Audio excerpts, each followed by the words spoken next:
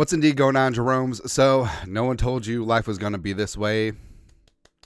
Your Minnesota Vikings are 7-8, but keep hope alive. The Vikings are still mathematically alive in the playoff chase, around 20-26%, depending on which site you look at. And the Vikings, Sunday Night Football, U.S. Bank Stadium, New Year's Eve, welcoming in the Greasy, Grimy Green Bay Packers. Woo!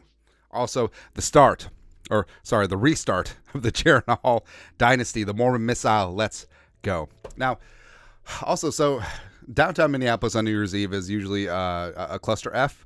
Also, having a night game where football fans, Vikings and Packers, been drinking all day.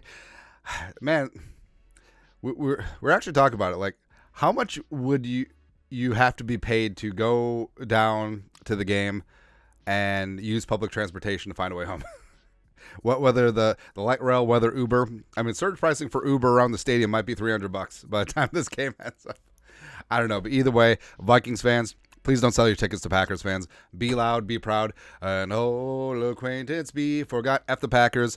Keep the Vikings playoff hopes alive. So here are 10 keys for the Vikings to get it done on Sunday night. Key number 1, don't turn the ball over. My God, Marone. So we pointed out the stat. The Vikings are 17-0 when they either win the turnover battle or are neutral. Again, not even like, hey, let's just have equal amount of turnovers. Let's just do that. 17-0. They're 3-12 when they lose the turnover battle, which is just redonkulous, man. And if you look through this season, it's just so many woulda, coulda, shouldas. And every single loss on the Vikings schedule this year, alleged loss, they've lost a turnover battle. I mean, there's no more direct correlation than that. All right, so take care of the rock. Don't fumble it. Don't throw picks. Don't throw 4 interceptions. Oh, that's the thing with the Vikings. If you throw 4 picks in the game, like Dobbs against the Bears and Mullins against the Lions, you get benched. I feel like that should be a rule. Next up, number 2. Jaren Hall takes what's there, and he doesn't have to be a hero. He doesn't have to reinvent the wheel, and that's sort of the problem that happened with Dobbs and Mullins, where I feel like Dobbs tried to do too much. Nick Mullins certainly tried to do too much. And with the defense playing the way that it was at the beginning of the stretch after Kirk got hurt, you didn't really need to do that. Now, there's some great moments for Dobbs, don't get me wrong, as well as, I mean, there were some really good moments for Nick Mullins. I mean, 24 points put up in each of the last 2 games. That's nothing to sneeze at. So, I don't know, like, again, Jaren Hall doesn't have to do anything crazy. Just literally take what's there, operate the offense, distribute. He does throw an accurate ball. He throws a great deep ball, by the way. Play action, bootlegs. Just don't turn the ball over, and we'll go from there. Next up, number 3. Kevin O'Connell doesn't leave Jaren Hall out to dry. Now, so it's sort of understandable with Josh Dobbs. He was plopped in his lap in midseason, and stylistically, he didn't really sync up with what Kirk Cousins was as a quarterback. So having to shift the playbook on the fly, it's kind of tough, man. It is tough. But with with Jaren Hall, I mean, you drafted Jaren Hall. Like, you, Quasey, Wes Phillips, scouts were sitting in the lab with a pen and pad and just like, we like the kid from BYU. Let's take him in the 5th round. And you saw him on all rookie camp, OTAs, mandatory minicamp, training camp, preseason, regular season. So you know what his pluses are. You know what his minuses are. Don't leave him out to dry. And just don't have a cookie-cutter game plan like you did with Dobbs and the Bears. No. But the whole thing about it is that, yes, even though you're at home, long developing plays, 5-7-step drops with Rashawn Gary just lurking out there, No, don't do that. But do what he does best, where he's got some movement skills. Like, he's not a running quarterback like Josh Dobbs. He's a quarterback who can run and move the pocket, boot, play action, easy 1-2, high-low reads, and just have him get the ball out of his hand. And also have him get some confidence going early.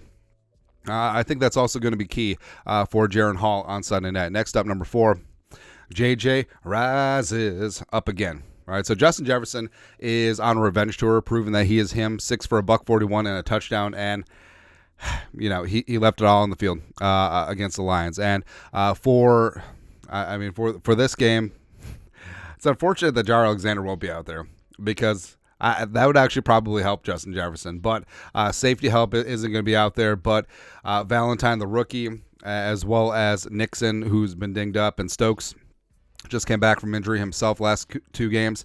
They can't hang. They simply cannot hang. And Justin Jefferson is going to be on a mission yet again to prove that he is that dude. And I think that he's going to get it. I think that he's going to put up a very similar game to week one, game one of the Kevin O'Connell regime last year at US Bank Stadium. I think he's going to put on a show on New Year's Eve as well as on national television. And I think he's going to be Jaren Hall's best friend. And like we said, Jaren Hall's deep ball, super good. Super solid. And I think that JJ is going to make some big-time plays down the field. And also with no Hawkinson and with Addison dinged up, it's just going to leave more balls for JJ. Next up, number 5, run the damn ball. That's what it comes down to. And that's usually the first step when you're starting a rookie quarterback. Run the damn ball. And the whole thing about it is that Ty Chandler, I mean, Vikings social media, Vikings Twitter, Vikings YouTube, like us being armchair GMs, generally we don't get it right. We were right about Ty Chandler. Free Ty Chandler. I don't care if Madison's ankle is feeling better. Ty Chandler is that guy. And Chandler put up a $132 and a touchdown against the Bengals, 5.7 yards per carry. Also ran in a touchdown against the Lions, but he had 8 total carries, also had 0 targets. So that's ridiculous. I mean, having one of your most explosive playmakers only touch the rock 8 times, no. So this is going to have to be a very heavy Ty Chandler game. And like we said, open things up with play action. Also maybe a little bit of read option, a little bit of RPO action with Jaren Hall.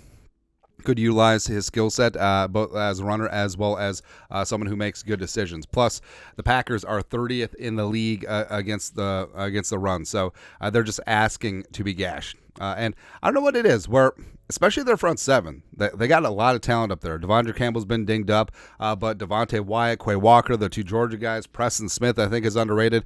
Kenny Clark. I mean, Kenny Clark is still damn good, except I think he's a little bit older and playing out of position. So it is what it is.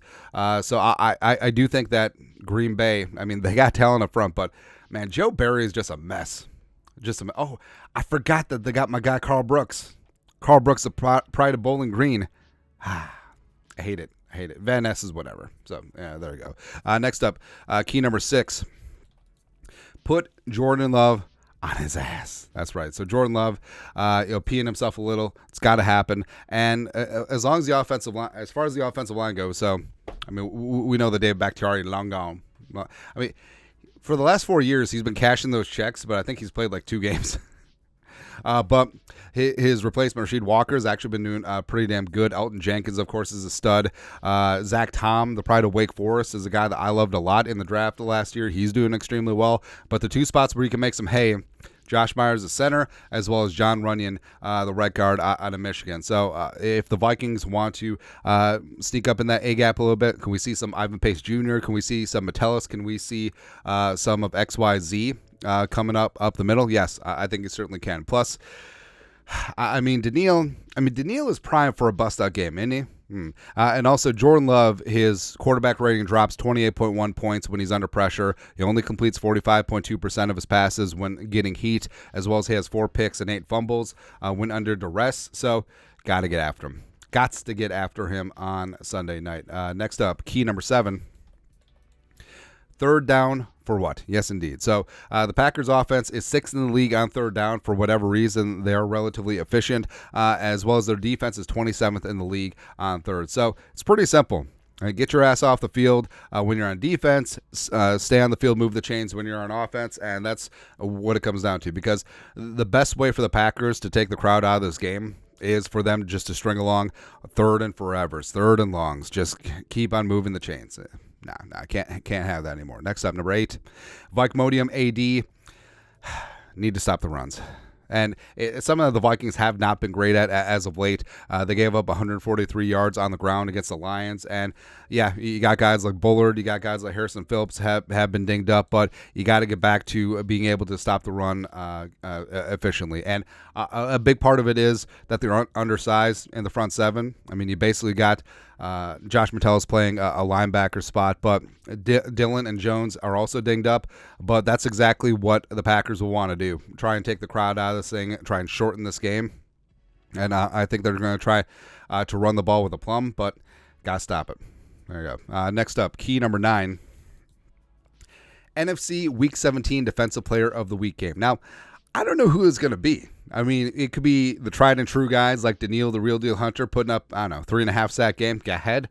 Ivan Pace Jr. Having another breakout game. How about that? Or how about Cam Beasley? How about Josh Metellus? How about Harrison Smith, the OG Packers killer?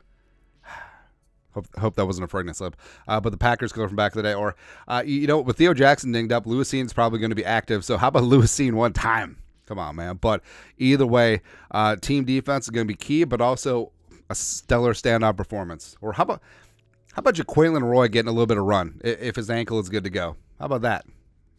Either way, someone has to have a star performance on a Sunday night. Lastly, key number 10, you know what it is. All right, so one special teams play. And last week, it was the Theo Jackson with the block PAT, which is fantastic. But this week, I feel like it's got to be big. I am feeling a King Kene and Nwangu kick return for a touchdown. And also, it's going to be a spot where it goes against the grain. Like, it's clear that Coach has told him, like, anytime it's further than 1 or 2 yards in the end zone, just let it go. Let it go. We'll take the 25. But I feel like he's just going to rip one. Like, we're talking about 107 yards to the house. And that's crazy. Since they basically neutered the kick return, there's only been 3 kick return touchdowns this season. So King Kennedy is going to get on the board. Got a feeling. Final score prediction. All right, so I think the defense bounces back. I think they put Jordan Love under duress. I think the Vikings win the turnover battle 2-0. I think they get Jordan Love for a pick as well as a fumble, maybe even a scoop and score. I think this defense is going to have a lot of fun at Jordan Love's expense, and also I think they're going to shut the run down. Plus, I think the Vikings will build up a lead so they get one-dimensional, and I think Jaren Hall looks really good and really damn efficient because, I mean, Joe Barry's defense...